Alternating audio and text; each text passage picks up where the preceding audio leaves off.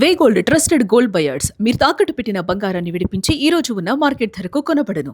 Sai Krishna custodial death కేసుకు సంబంధించి SIT విచారణలో సంచలన విషయాలు వెలుగులోకి వస్తున్నాయి. ప్రధానంగా ఇప్పటికే అరెస్ట్ అయినటువంటి హెడ్ కానిస్టేబుల్ అశోక్ పాత్ర పైన మరిన్ని ఆధారాలు సేకరిస్తుంది సిట్. ఈ కేసులో అశోక్ కీలకంగా వ్యవహరించినట్లుగా సిట్ గుర్తిస్తుంది. కృష్ణలంక పోలీస్ స్టేషన్ లో మరో ముగ్గురి స్టేట్మెంట్ కూడా రికార్డ్ చేయడం జరిగింది. మే 10 తర్వాత సాయి కృష్ణను పోలీస్ స్టేషన్ నుంచి బయటకు తీసుకువెళ్లినట్లుగా సిట్ ప్రధానంగా గుర్తించింది. ఆ తర్వాత ఏం జరిగింది అనే దానిపైన సిట్ ఆరా తీస్తుంది. సిట్ అదుపులో అశోక్ ఫ్రెండ్ జిమ్ నిర్వాహకుడు సుశాంత్ ఉన్నారు. అయితే ఘటన తర్వాత సుశాంత్ కు ఫోన్ అదేవిధంగా ఆధార్ కార్డ్ వ్యాలెట్ ఇచ్చి గోవాకు పంపారు అశోక్. ఆ ఫోన్ ఎవరిది, గోవా వెళ్లి ఎవరెవరితో మాట్లాడారు అనేటువంటి అంశాలపైన సిట్ విచారణ ముమ్మరం చేసింది. అయితే అందుబాటులో లేని సుశాంత్ సోదరుడు ప్రమోద్ పైన కూడా సిట్ ఆరా తీస్తుంది. ప్రధానంగా సాయి కృష్ణ లాకప్ డెత్ కేసుకు సంబంధించి రోజుకో మలుపు తిరుగుతున్న పరిస్థితులు మనం చూస్తున్నాం. మరి ముఖ్యంగా పోలీస్ స్టేషన్ లో ఇటీవలే లభ్యమైనటువంటి ఆధారాలతో పాటుగా తాజాగా హెడ్ కానిస్టేబుల్ తో పాటుగా మరికొంతమంది ప్రైవేటు వ్యక్తుల పాత్ర కూడా ఉన్నట్లుగా సిట్ గుర్తించింది. మే 10 తర్వాత సాయి కృష్ణను పోలీస్ స్టేషన్ నుంచి బయటికి తీసుకువెళ్లారు అనేది మాత్రం సిట్ ప్రాథమికంగా గుర్తించడం జరిగింది. అంటే ఆ 4 రోజుల తర్వాత బయటికి తీసుకువెళ్లిన తర్వాత అసలు ఏం జరిగింది అనేటువంటి కోణంలో తాజాగా పూర్తి స్థాయిలో సిట్ దర్యాప్తు చేస్తుంది. అయితే అశోక్ ఫ్రెండ్ జిమ్ ను నిర్వహించేటువంటి సుశాంత్ పాత్ర పైన తాజాగా సిట్ పూర్తి స్థాయిలో మాత్రం దర్యాప్తు చేస్తున్నట్లు తెలుస్తుంది. ఇక ఇదే అంశంపై మరింత సమాచారం మా ప్రతినిధి వెంకట్ అందిస్తారు. వెంకట్ చెప్పండి, సాయి కృష్ణ లాకప్ డెత్ కి సంబంధించినటువంటి కేసులో సుశాంత్ పాత్ర ఎంతవరకు ఉండేటువంటి అవకాశం ఉండొచ్చు, సిట్ ఏమేమి అంశాలను ప్రాథమికంగా బేరీ చూపిస్తుంది, పూర్తి అప్డేట్స్ ఏంటి? సిరాజ్, ఈ కేసుకు సంబంధించి అంటే మనం ఎప్పుడు మాట్లాడుకున్నా సరే కొత్త విషయాలు వెలుగులోకి వస్తున్నటువంటి పరిస్థితి ఉంది. ముఖ్యంగా సిట్ విచారణలో అంటే ఎవరెవరు అంటే హెడ్ కానిస్టేబుల్స్ అశోక్ గాని జంగం నాని గాని వీళ్ళిద్దరికి సంబంధించి కీలకమైనటువంటి సమాచారాన్ని ఆధారాలను అధికారులు రాబట్టారు అనేటువంటి విషయం మనకు స్పష్టంగా అర్థమైంది. అదే విధంగా ఇక్కడ ముఖ్యంగా ఇతనితో నాగరాజుతో సన్నిహితంగా ఉండేటువంటి హెడ్ కానిస్టేబుల్స్ తో పాటుగా బయట వ్యక్తుల ప్రమేయం గురించి, ప్రైవేటు వ్యక్తుల ప్రమేయం లేకుండా పోలీసులే ఆ మృతదేహాన్ని మాయం చేయడం అనేది సాధ్యం కాదు అనేటువంటి విషయాన్ని అయితే మనం స్పష్టంగా అర్థం చేసుకోవచ్చు. ఈ నేపథ్యంలోనే ముఖ్యంగా ఈ కేసుకు సంబంధించి అటు అంటే ఈ ఎవరైతే ఇప్పుడు చెప్తున్నటువంటి సుశాంత్ కానీ లేదంటే వీళ్ళు ఎవరెవరైతే ఉన్నారో గోవా ఎందుకు వెళ్లారో, ముఖ్యంగా వీళ్ళు ఇతర రాష్ట్రాల్లో బెంగళూరు కానీ ఇలా కొన్ని ప్రాంతాల్లో వీళ్ళ కోసం గాలింపు చేపట్టారు అనేటువంటి వార్తలు మనం చూసాం. కాబట్టి ఆయా ప్రాంతాలకు సంబంధించి ఎటువంటి పరిణామాలు అంటే అక్కడ ఆయా ప్రాంతాల్లో ఎటువంటివి జరిగాయి ఏంటి అనే దానిపై కూడా పోలీసులు ఆరాధీయటం మొదలు పెట్టారు. ఈ నేపథ్యంలోనే గోవాలో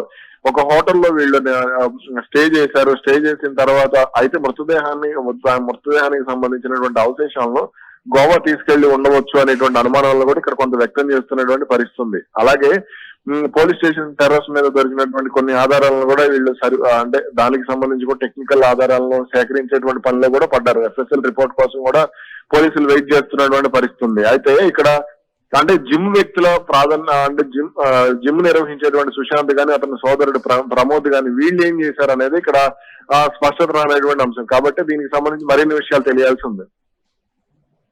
కానీ వెంకట, ఓవరాల్ గా అంటే ప్రైవేటు వ్యక్తుల పాత్ర చూసుకున్న తర్వాత అధికారికంగా కన్నా అనధికారిక వ్యక్తుల పాత్ర ఎక్కువగా ఉంది, గోవా వరకు ఈ ఇష్యూ వ్యాపించింది అనేది మాత్రం క్లియర్ కట్ గా అర్థమవుతుంది అనుకోవచ్చా? గోవా వరకు అయితే ఈ విషయం వెళ్ళింది. అలాగే ప్రైవేట్ వ్యక్తులు, అనధికారిక వ్యక్తులు, మనం ఆపరేటర్ ఎవరైతే అక్కడ భాష ఉన్నాడో శ్మశానం ఆపరేటర్ భాష గాని, అలాగే ఇప్పుడు బయట నుంచి వచ్చినటువంటి నాగరాజు ఫ్రెండ్ సురేష్ గాని, అలాగే ఇప్పుడు సుశాంత్ గాని, ప్రమోద్ గాని, ఇలా మరికొంతమంది వీళ్ళు ఆర్ఎంపీ డాక్టర్ గురించి కూడా మొన్న ఈ మధ్య అమెరికా వెళ్ళి వచ్చిన తర్వాత ఆర్ఎంపీ డాక్టర్ ను వీళ్ళు వాడుకున్నారు, దీనికి సంబంధించి కుట్లేయించారనేదో వార్త వచ్చినటువంటి పరిస్థితి ఉంది. కాబట్టి ఇలా ఈ కేసుకు సంబంధించి అనేక విషయాలు ఎప్పటికప్పుడు వెలుగులోకి వస్తూనే ఉన్నాయి. ఖచ్చితంగా ప్రైవేట్ వ్యక్తుల వీళ్ళ పాత్ర అనేది చాలా ఎక్కువగా ఉంది.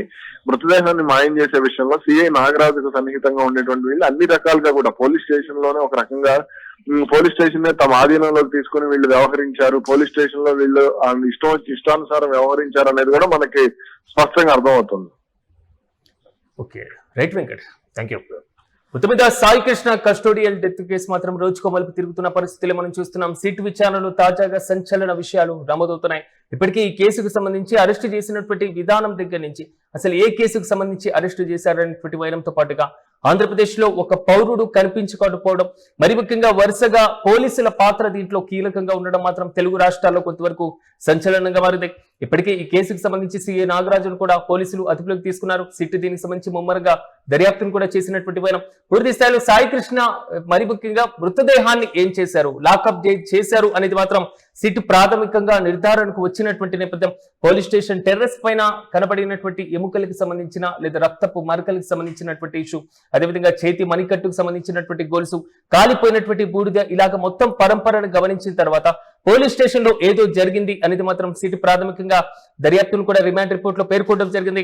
ఇప్పటికే అరెస్ట్ అయినటువంటి హెడ్ కానిస్టేబుల్ అశోక్ పాత్ర పైన మరిన్ని ఆధారాలు తీసుకుంటున్నట్లుగా తెలుస్తుంది. ఈ కేసులో అశోక్ కీలకంగా వ్యవహరించినట్లుగా సిట్ గుర్తిస్తుంది.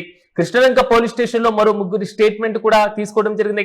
మే 10 తర్వాత అంటే మే 6 తర్వాత సాయి కృష్ణను అదుపులోకి తీసుకున్న తర్వాత మే 10 తర్వాత సాయి కృష్ణను పోలీస్ స్టేషన్ నుంచి బయటకు తీసుకువెళ్ళినట్లుగా సిట్ అధికారులు గుర్తిస్తున్నారు.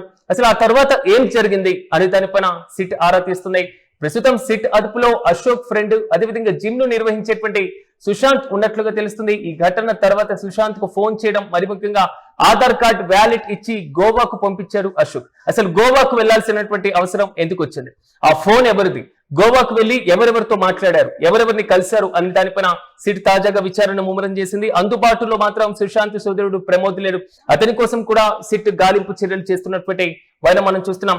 ఓవరాల్ గా సాయి కృష్ణ కేసుకు సంబంధించి రోజుకో మలుపు తిరుగుతున్న నేపథ్యం. ఒకవైపు సిబిఐకి అప్పగించాలి, పారదర్శకమైనటువంటి దర్యాప్తు చేపట్టాలంటూ వారి కుటుంబ సభ్యులు ఆవేదన వ్యక్తం చేస్తున్నారు. మరోవైపు న్యాయస్థానాన్ని కూడా దీన్ని సీరియస్ గా తీసుకున్నట్లుగా తెలుస్తుంది. హెబియస్ కార్పస్ రిట్ ను ఉల్లంఘించడం, మరోవైపు న్యాయస్థానంలో అనధికారిక వ్యక్తులు పాత్ర ఎంతవరకు ఉంది అనేటువంటి కోణంలో కూడా పూర్తి స్థాయిలో విచారణ జరుగుతున్నటువంటి వైనం మనం చూస్తున్నాం. న్యాయస్థానంలో కూడా దీనికి సంబంధించి తదుపరి రిమాండ్ రిపోర్ట్ సిట్ ఏ విధంగా దాఖలు చేయబోతుంది.